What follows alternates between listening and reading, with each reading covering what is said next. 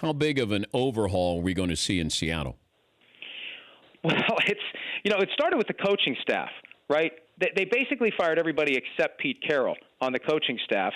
And you could look at it and say, well, does that necessarily mean they're going to overhaul the roster as well if the coaching staff's the problem? Well, it sure looks like they're going to. Richard Sherman likely out today.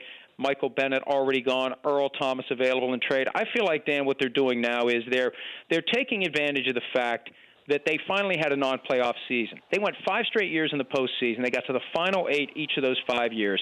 And they were 9-7, but they didn't make it. And I think that's an opportunity to rip off a couple of Band-Aids. They've done it with the coaching staff.